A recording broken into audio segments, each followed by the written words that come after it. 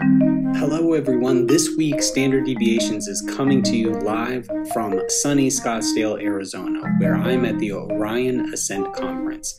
This week at Ascent, we'll be rolling out our new 3D risk tolerance questionnaire, we'll be introducing our goals-based investing platform, talking about some exciting practice management offerings we have, and introducing all the ways in which behavioral finance is being integrated into everything we do at Orion. If you want to learn more about this and get a free download of a one-pager on how to have better conversations with your clients, go to orion.com/BFI. That's orion.com/BEFI. Thank you, and on with the show.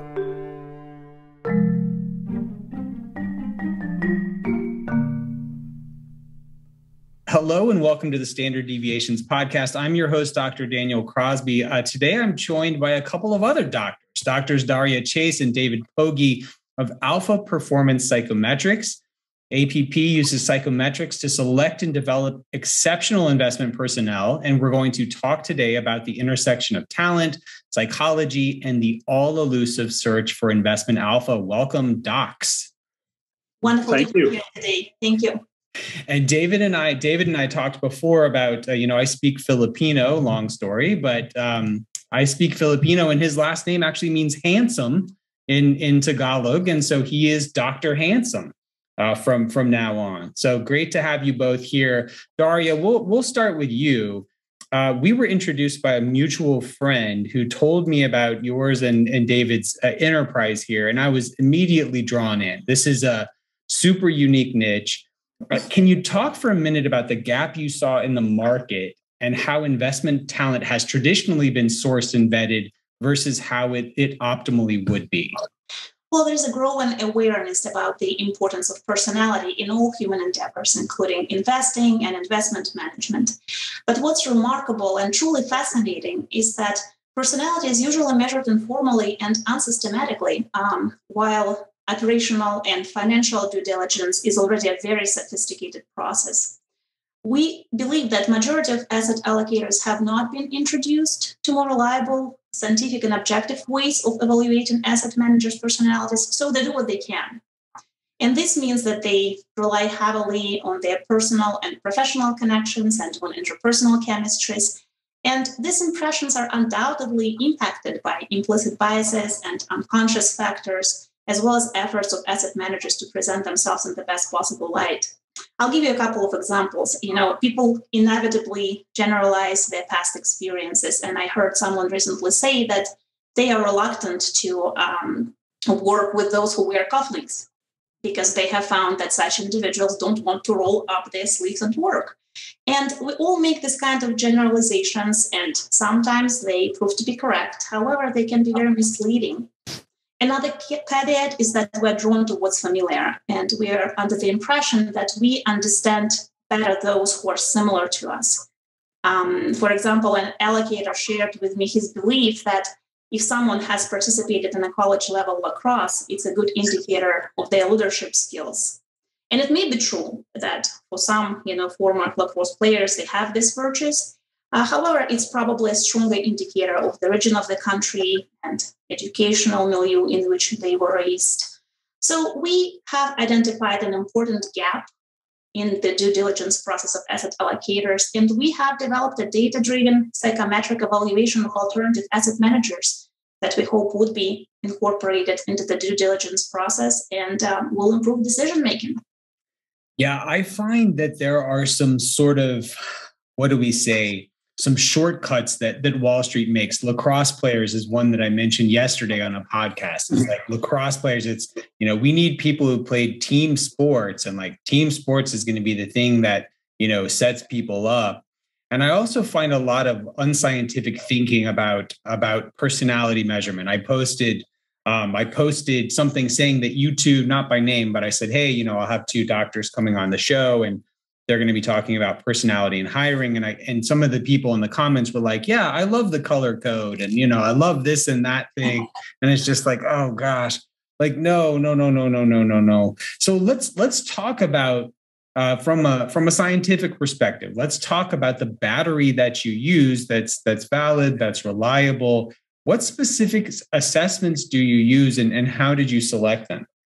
Okay, well, we're coming at this with the assumption that the people we're going to be looking at have already proven that they have outstanding cognitive abilities. So we're looking for the characteristics that determine how they employ those abilities. And that's personality traits and cognitive style.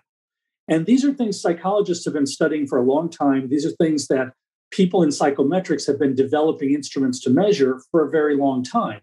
So what we've done is we've chosen the measures that we think are the best validated, most accurate reflections of these constructs.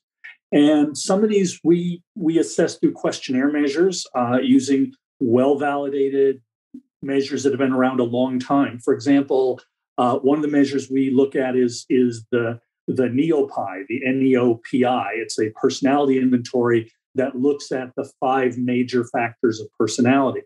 But it's an instrument that's been around a long time, has been studied a long time, is really well normed, has been applied to a lot of different areas. So we can really believe that this is getting us at those fundamental constructs. Some of the things we're measuring, we're trying to get at through questionnaire measures, things like temperament, dominant motives, openness to information, interpersonal attitudes, some aspects of self-esteem.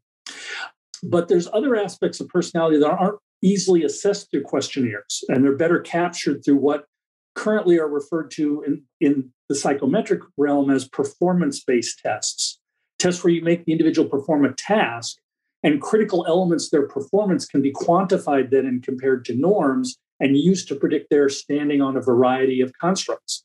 That's how we measure intelligence. We don't ask people how smart they are. We make them do tasks that require intelligence to do, and then we predict from their performance on those tasks how they'll do in other situations that demand intellectual abilities. One of the measures that we rely heavily on is the good old-fashioned Rorschach test, which I'm sure everybody's heard of, the ink blot test. What people don't realize is that there's been a tremendous amount of research on that paradigm. And a lot of the variables that have been best validated that come out of that are variables that have to do with things like cognitive style, self-control, the ability to manage emotions, how one scans the environment and selects information. And these are all things that go into thoughtful decision-making. And they tend to be stylistic. You can have two people that are equally intelligent but differ on these stylistic variables. And this could make a big difference in how they operate in an investment environment. So let's take the ink blot. Let's take the ink blot as an example for a moment. So are you looking for sort of originality of thought? If someone's seeing an ink blot and everything's a bat and a butterfly, like are they getting dinged for lack of originality? Like how specifically would you use a Rorschach? Well, there are about 64 different variables we code on every single response a person gives. And then we look at the tallies of those variables. So one of the things we look at is when you scan the stimulus to come up with a response, when I tell you, tell me what this looks like, what do you tend to respond to? Do you try and use the entire stimulus? Do you pick out parts of it that are frequently picked out by people because they're visually salient? Or do you tend to pick out parts that are rarely chosen because they're less visually salient? The tally, what's the relative percentage of times you look at the whole ink blot versus a common area versus an unusual area, does correlate with how you tend to scan information in general in the field. Some people habitually try and take in everything. Some people tend to focus on the things that are more routinely focused on. Some people tend to focus on odd or oblique details. That particular aspect of your habits of scanning can be combined with other similar sorts of cognitive variables to come up with a description of the cognitive style you tend to bring to a problem-solving situation. So the assumption is then if someone's noticing sort of less obvious, less salient things visually in a Rorschach, they might also be prone to find more interesting angles when pursuing investment opportunities. They might be able to pursue non-obvious angles that might generate alpha. Is that sort of the connection or no? That's partly it. But first of all, let me just say that it isn't an assumption. With these variables, these are all empirically discovered relationships. These are not things where somebody went at it and said, I'll bet this works. But these are things that have typically been replicated in multiple empirical studies. And they often involve relationships you wouldn't necessarily predict in advance. But for example, the person who has a disproportionate number of unusual detail responses is likely in a given situation to tend to focus on bits of information other people don't focus on. If that propensity is too great, then you may constantly be off on an oblique angle from everybody else. But if you never look at things that other people don't look at, you never tend to look at the big picture, you're less likely to come up with new connections, new ideas. But there are other variables that tell us when you focus on those areas, do you tend to come up with responses that match the physical characteristics or that are at odds with the physical characteristics? When you look at unique parts of the world, do you come up with views of it that make sense, but may be unique and creative? Or do you come up with views that are odd and may lead you in a less productive direction? So you have to look at multiple aspects of cognitive style to really know how any one is likely to play out. And this is the kind of strength of our battery, because we use multiple sources of data and we look at different variables. In short, we used existing research and our collective experience of more than 35 years of conducting evaluations to determine the constructs of interest. So which are the personality traits that are important for success, as well as personality traits that contribute to poor performance, poor judgment, questionable conduct. And then we chose valid and reliable psychometric tools to measure this construct. So I'm going to immediately regret doing this, but I'm going to tell you some of my scores. I think it'll help make it practical for folks. If I can tell you some of my Big Five personality scores, some of my MMPI scores. Obviously, we don't have your whole battery today, but I'll tell you some things about me, and then you say you're evaluating me for a role at a hedge fund. And so what's the good, bad, and ugly of Daniel Crosby, right? So here we go. So very high openness to experience. We've got high conscientiousness, high extroversion, sort of mid-level agreeableness, and high neuroticism, right? Nobody goes into psychology because they're well-adjusted. Let's be honest. I'm highly neurotic. And then on the MMPI, all of my scores would be sort of in the normal range, with the exception of scale 4, which is the very scarily named psychopathic deviant. So before my listeners run away in fear, this is sort of indicative of being rebellious and non-conforming and perhaps having trouble with authority. So you get someone like me. What are you seeing? What's good? What's problematic as a hedge fund PM, perhaps? Well, let's start with the idea of you're high on openness. Well, openness is a general trait, but it can be broken down into a number of different facets. And it's unusual to find somebody who's equally high on all those facets. If you're high on openness because you're extremely immersed in fantasy, which is one of the facets of openness, that would probably be less desirable in a hedge fund manager. Mm-hmm. If you're very high on openness to values, which essentially means you have no stable set of values, that might be a problem too. Mm-hmm. But if you're open to ideas, if you're open to changing behavior, those might be definite assets. So one of the problems with the way a lot of people advocate looking at these things in the business world is that they tend to want to split people down into 4 or 5 constructs, maybe 2 or 3, and they want to say, is this good or bad? We know as psychologists that personality is made up of a lot of different attributes and sub-attributes, and depending upon how they shake out together, it could be more or less desirable. Being high on extroversion and high on neuroticism might work well, unless your extroversion was primarily driven by excitement seeking. Okay, if your high extroversion is because you like jumping over ravines on motorcycles, I don't know that would make you a great hedge fund manager. But if your openness is or your extroversion is in terms of assertiveness, the pursuit of reward, gregariousness, those might be very valuable assets. With neuroticism, being concerned about things going wrong, being anxious about the possibility of things going wrong might be a valuable quality because it leads you to anticipate adverse outcomes and plan for them.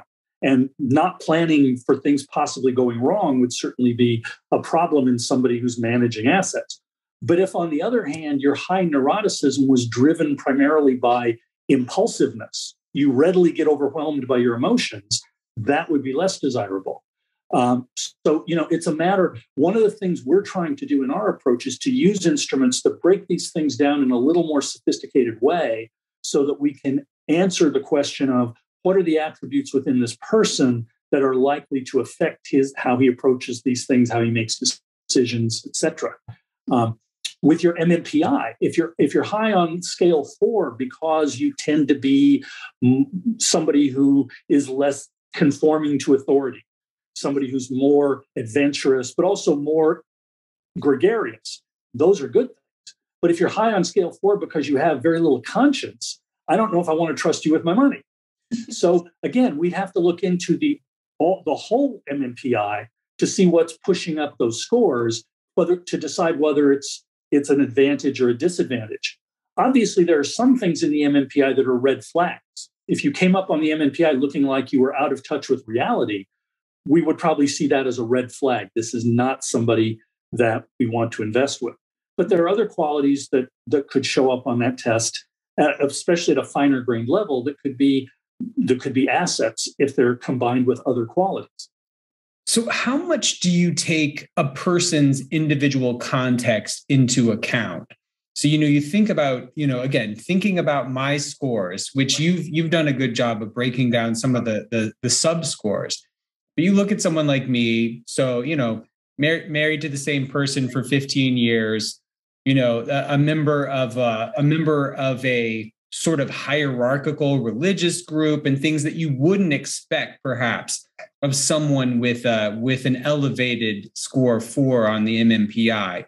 Do you take these things into account and say, okay, well, this guy has a little bit of a rebellious anti-authoritarian streak, but he keeps it in check long enough to stay employed and, go to church and stay married and things like this. How much do you, maybe Daria, how much do you look at that person's sort of personal history to see how it corresponds with what you're seeing on the test? Well, part of our evaluation is the very detailed interview that we developed.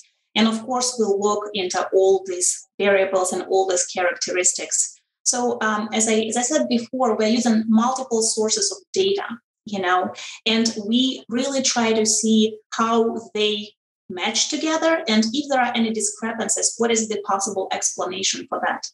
And another thing to keep in mind is that, as you said, sometimes people can stay in line, right, or behave certain way, but under the moments of stress, and we know that working, in somewhat volatile markets can be something that is very extremely stressful. People can kind of regress in a way, to where they are in terms of some of the characteristics. If I could also add, we are paying special attention to the contextual variable of your partners. In the case of your marriage, if I got all this data on you, I would feel like the best way to understand why your marriage has lasted so long is to get similar data on your wife and look at what it is that made the goodness of fit that made that relationship last. Yeah. And in our application, what we're saying is if we're talking about an investment group that has 2 or 3 key partners, 2 or 3 key players, we feel that we can look at this data across these people and say, okay, they're each the context for the other. How well do they fit? How well do their personal qualities complement each other? Where are there likely to be points of friction? And that's a contextual variable that we're trying to address in a pretty intense way, because we feel like that's really important to people, is not only the individuals, but the partnership. Well, you're making great points about context here. And in fact, you're pointing out that the success of my marriage owes more to my wife's patience and long suffering than any gift of mine. That is also who doesn't. That is also true. So in your presentation, you talk about some red flag issues. And of course, nothing's binary, nothing's quite this simple. But I think you gave an interesting example with my own elevated neuroticism, right? Like in the appropriate context, that makes me a good risk manager. And, perhaps over optimistically, I would say that's what it looks like in me, rather than sort of being incapacitated by stress or emotion, but the other, the latter could also be the case. So when you're looking for red flags in asset managers, what are some of the things that might qualify as a red flag? Absolutely. We are looking, at the issues of grave concerns. So those could be some characterological flaws, substance abuse problems, significant problems with impulse controls, and other similar issues. And surprisingly, a number of people who we consulted are somewhat dismissive of the significance of these issues. And we often heard them saying something like, well, we have known GPs who are really crazy and they're still very successful. However, as clinical psychologists, we're somewhat skeptical of statements like that. The cost of picking a bad apple is extremely high in terms of financial losses, overspending of funds, deterioration of reputation and trust, potential lawsuits, and even dissolution of the company. Madoff, Stephen Cohen, the Galleon Group, recent scandal with Leon Black is just a small part of this very long list. And I'm sure that each LP has either experienced or heard of such nightmarish stories. So when asset allocators partner with asset managers, the stakes are even higher than in hiring a CEO or CFO, because the average LP-GP business relationship lasts, 10, 15 years? That's longer than an average US marriage. We don't expect to find very many people on whom we conduct our evaluation to have significant mental health problems. And we're not suggesting that they should be a paragon of mental health to be a successful investment manager. However, we do believe that the presence of significant personality issues is the kind of thing that LPs would want to know, because they would not want to associate themselves with a ticking bomb. And such judgments about potential risk can also be reflected in the key person clause of the LPA, among other provisions.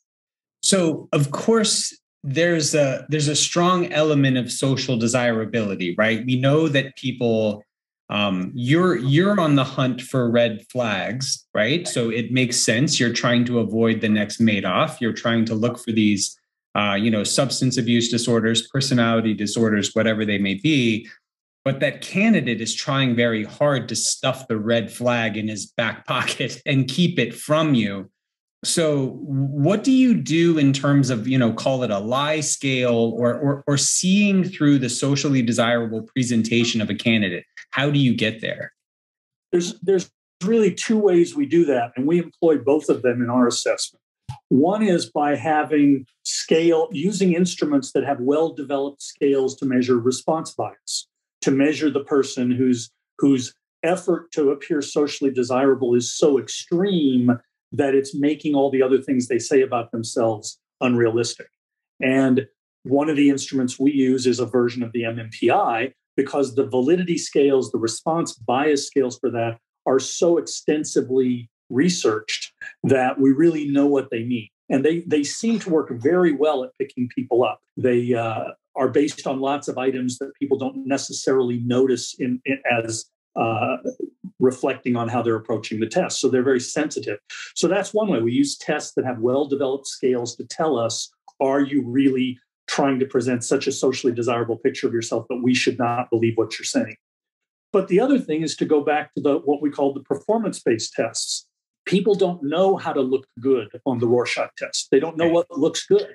And so you can compare their performance on that test to parallel scales on the questionnaire and see, is this person really hiding something here? Are there qualities in their psychological functioning that they're disguising in what they say about themselves? And that, by looking at the convergence on a single construct of questionnaire data versus performance-based data, you can get a picture of what probably is true about this person and how much of an effort they're making to hide it. So I worked 2 years for a firm that did pre-employment assessment of healthcare executives and bankers. And you all are doing everything right. You're using these, lie scales. You're using these performance-based tests that people don't know how to sort of look good on. So you're doing all the right things. But what I would say that I think the average person doesn't understand is how candid people were to their own detriment very often in these interviews that I would do. I would do these 3 or 4 hour, intelligence assessments, personality batteries, interviews. And I was shocked at how candid people would be if you just made them comfortable. And I was amazed at how often people were incapable of sort of acting in a socially desirable manner for very long. Like, I feel like the veneer wears off very quickly. So between an in-depth interview and the two other measures that you're undertaking, I think you definitely get there. So, David, I'm a huge baseball fan. I understand that you've worked with the Mets organization in the past to help them make talent decisions. My first question for you is, can you get me Jacob deGrom's autograph, sir? Can you make that happen for me? No. And sadly, the answer to that is no. But I haven't worked with them recently, but even when I did, it's interesting how professional baseball players don't have a tremendously high opinion of psychologists. That might surprise you. But this makes me very sad. Your partner here just roasted Steve Cohen, the owner of the Mets. So maybe deGrom's autograph's going to get hard to come by. How does a good hedge fund manager look dissimilar or similar to, say, a closing pitcher? Like, if you're looking for someone to shut the door in the ninth inning, how different is their profile going to look than someone you're looking for as a PM at a hedge fund? In terms of personality traits, they might have quite a bit of similarity. In terms of intellectual abilities, knowledge, experience, they're going to be very different. But, we were talking before about how important openness is in people who you might want to trust with your assets. Well, it's equally important in athletes, because without openness, they aren't very coachable. They don't listen to what the coaches have to say. Likewise, with conscientiousness, the athlete who is diligent and hardworking and responsible and intensely motivated to succeed is much more likely to be successful than the one who is less driven that way. One of the interesting things I saw with the people I was looking at were people the Mets were considering drafting. And a surprising number of them had very low motivation to succeed. They really didn't care if they succeeded or not. And I always advised them that those are not the guys you want, because you want a guy who would live and die to be on your team. And the same thing I would say with an investment manager. I want somebody who wants to be the most successful investment manager that ever lived. And as we talked about before, a certain amount of neuroticism, a certain amount of fear of failure or anticipating risk turns out to be important in athletes. And it turns out, I believe, and I think some of the things you say in your book support this, it's very important in investors that they not be so optimistic that they fail to consider the downside and plan for that. So I think there's a significant number of similarities in the personality characteristics that lead to success. There's obviously some big differences in terms of other things. Sure. Yeah. So many psychological variables are interesting because they sort of operate on this inverted U curve idea, right? Something like stress, something like neuroticism. Too little stress is going to lead to poor performance. Too much stress leads to poor performance. You want to be kind of stressed, right? Same with neuroticism, right? Like, no neuroticism means you get nothing done. And a great deal of neuroticism means you're equally incapacitated by your own anxiety. You want to be a little worried, right? You want someone who's a little worried. And that's our argument for the psychometric approach, because it quantifies these things. It puts them on a dimension. It helps you get beyond just the vague sense from interviewing somebody that they're kind of high strung to a better, more quantitative sense of, is this so much that it's going to be incapacitating? Or is it in the range where it's going to make this individual more thoughtful about the downside? And I think that the psychometric approach just has significant advantages over the more informal assessment of these things that you make when you talk to somebody and then scratch your head. Yeah, agreed. And most people think they're finer judges of character and personality than they are in actuality. Daria, something that we've talked about a bit today is context and sort of goodness of fit within the broader organizational culture. I find this concept of goodness of fit a little tricky, right? Because on the one hand, we want someone who vibes with the rest of the organization and who can play nicely with the other people on the team. But on the other hand, if all we're doing is hiring cookie cutters of ourselves, we don't want an automaton. We don't want someone who is just going to be a yes person. So how do you think about this tension between needing enough goodness of fit culturally to kind of get along, but not wanting to hire such, cookie cutter employees that we're all the same? Well, I think it's a great way that you described this dialectics. Goodness of fit is extremely important because that determines the potential for longevity and stability of the team, right? And it's especially crucial to assess for newly formed asset managers. So we see goodness of fit as being defined by complementary qualities and values, but that does not exclude being psychologically and cognitively diverse as a team. However, for the differences to become a source of dialogue that brings to light some new, rich ideas, there should be a certain level of personal judgment and security that tolerates differences of opinions and abilities.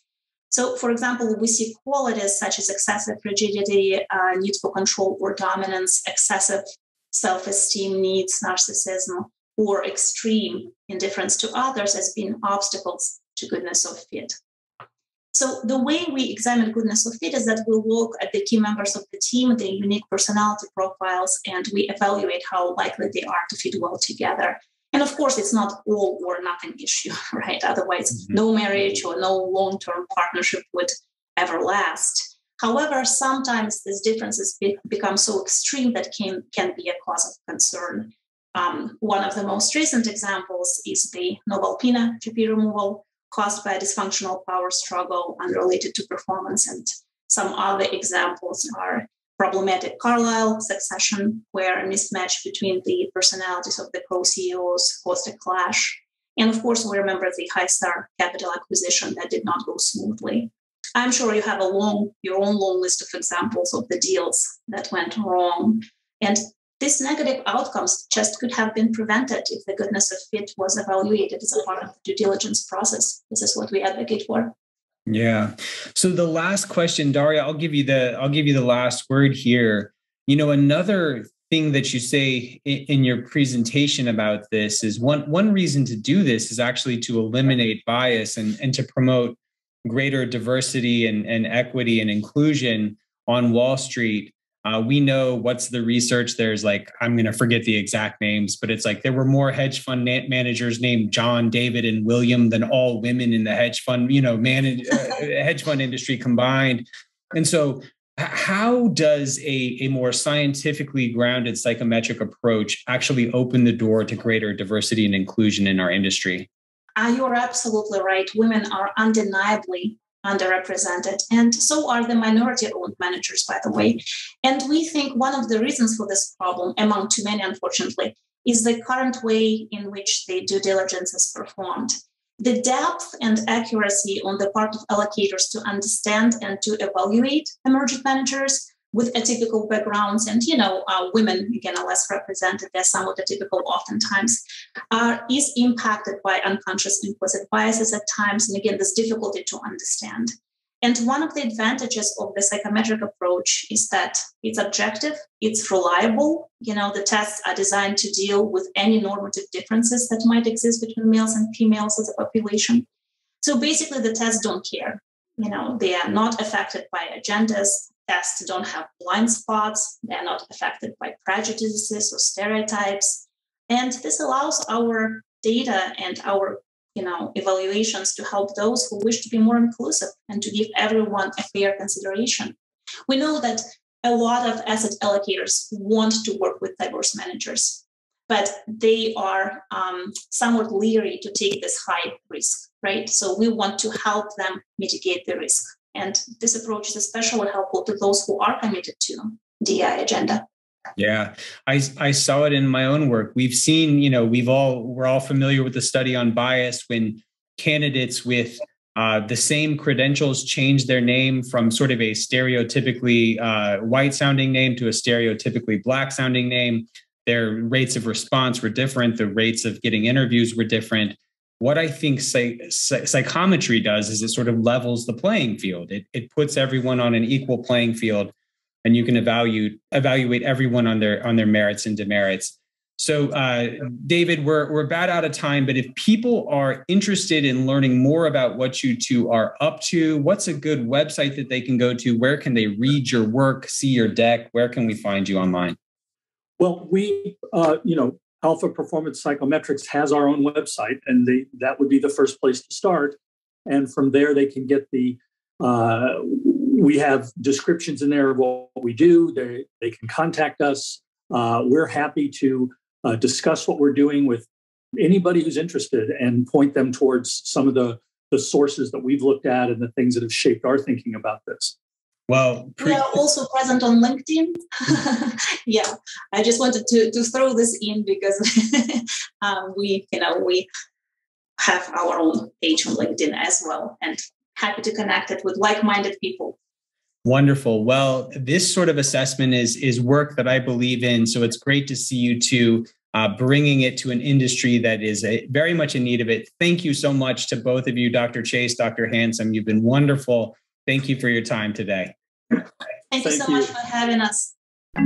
Thanks for tuning in to Standard Deviations. If you can't wait till next week for more behavioral finance insights, visit www.orion.com.